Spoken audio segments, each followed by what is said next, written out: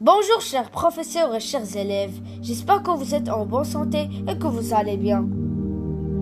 Je me nomme Yasser Jdali, un étudiant de l'établissement Groupe Scolaire Isbah. Niveau d'études, CE6, année scolaire 2019-2020. Aujourd'hui, j'ai décidé de vous donner une leçon très importante sous le titre « Les composantes de l'environnement ». Je vais commencer par une petite définition de l'environnement.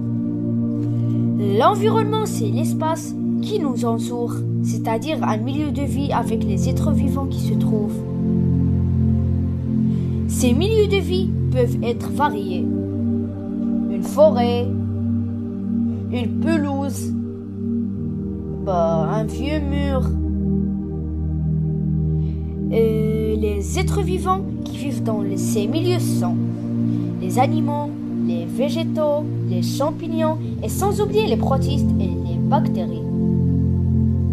Tout ce qui existe dans le monde, tu peux le classer en 3 catégories. En SVT, on appelle ça 3 composantes. Il y a 3 composantes dans l'environnement.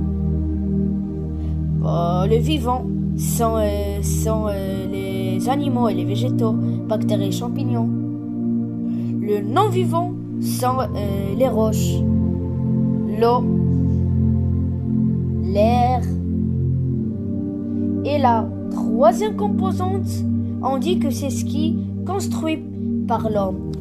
Les maisons, les routes, les chemins de fer, les cahiers, les stylos. Alors, attention, un petit piège. Pour toi, un morceau de bois mort, tu vas le mettre dans quelle composante? Vivante, non vivante ou bien la construite par l'homme? Eh bien, c'est la composante vivante. Parce que même s'il s'agit d'un bois mort, mais il a été fabriqué par un être vivant. Il y a 2 grands types de relations dans l'environnement.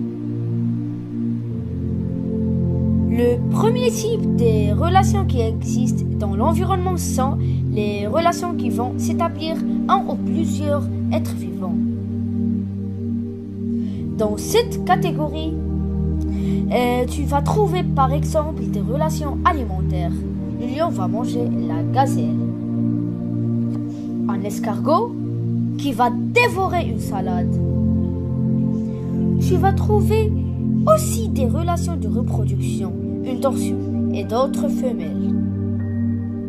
Il y a encore des relations de compétition et aussi des relations de support. C'est le cas de l'oiseau sous son arbre. Et pour finir, il y a des relations de parasitisme. Le deuxième type de relations que tu peux trouver dans l'environnement sont des relations entre un être vivant et un minéral non vivant. Il y a des relations de support. Et tu vas trouver enfin des relations de transport.